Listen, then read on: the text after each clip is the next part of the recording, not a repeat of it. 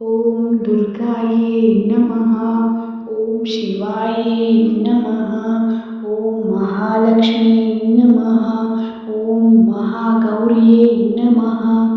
ॐ चण्डिकायै नमः। ॐ सर्वज्ञायै नमः। ॐ सर्वलोकेश्यै नमः। ॐ सर्वकर्मफलप्रदायै नमः। ॐ सर्वतीर्थमये नमः। ॐ पुण्यायै नमः। ॐ देवयोन्यै नमः। ॐ अयोनिजायै नमः। ॐ भूमिजायै नमः। ॐ निर्गुणायै नमः। ॐ आधारशक्त्यै नमः। ॐ अनीश्वर्यै नमः। ॐ निर्गुणायै नमः। ॐ निरहङ्कारायै नमः। ॐ सर्वगर्वविमर्दिन्यै नमः। ॐ सर्वलोकप्रियायै नमः। ॐ वाण्यै नमः। ॐ सर्वविद्यादिदेवतायै नमः। ॐ पार्वत्यै नमः। ॐ देवमात्र्यै नमः। ॐ वनिशायै नमः। ॐ विन्ध्यवासिनीदेव्यै नमः। ॐ तेजोवत्यै नमः। ॐ महामात्रे नमः। ॐ कोटिसूर्यसमप्रभायै नमः। ॐ देवतायै नमः। ॐ वह्निरूपायै नमः। ॐ सरोजायै नमः। ॐ वर्णरूपिण्यै नमः। ॐ गुणाश्रयायै नमः। ॐ गुणमत्यायै नमः। ॐ गुणत्रयविवर्जितायै नमः। ॐ कर्मज्ञानप्रदायै नमः। ॐ कान्तायै नमः। ॐ सर्वसंहारकारिण्यै नमः। ॐ धर्मज्ञानायै नमः।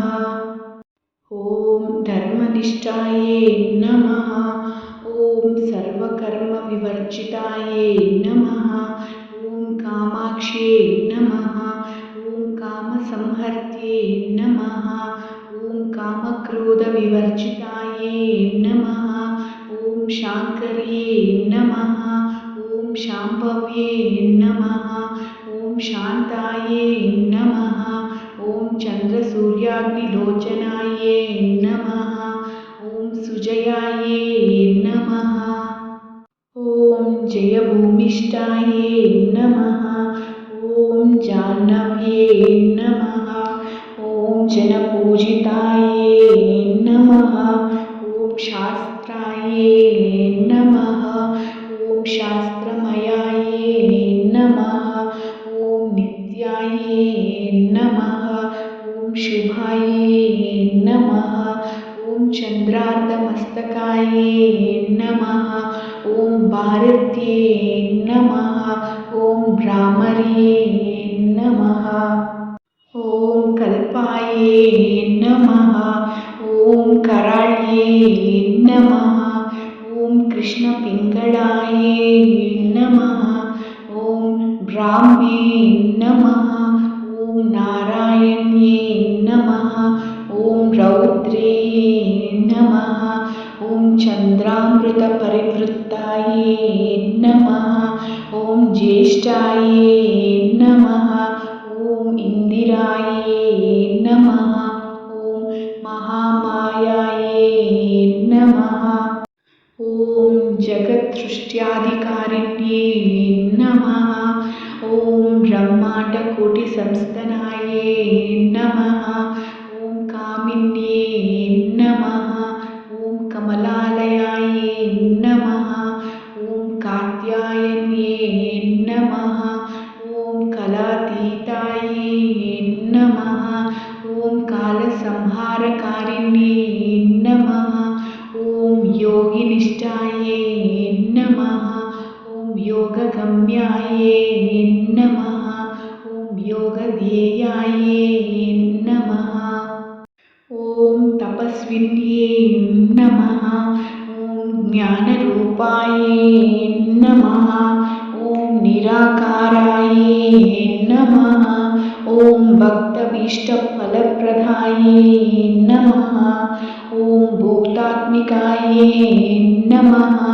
ॐ भूतमात्रे नमः। ॐ भूतेशाये नमः। ॐ भूतधारिण्ये नमः। ॐ स्वस्थाये नमः।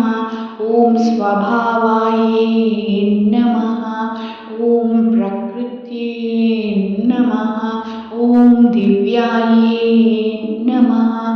ॐ दिव्यलोकनिवासिन्ये नमः। ॐ अखण्डाये नमः। ॐ सच्चिदानन्दाये नमः।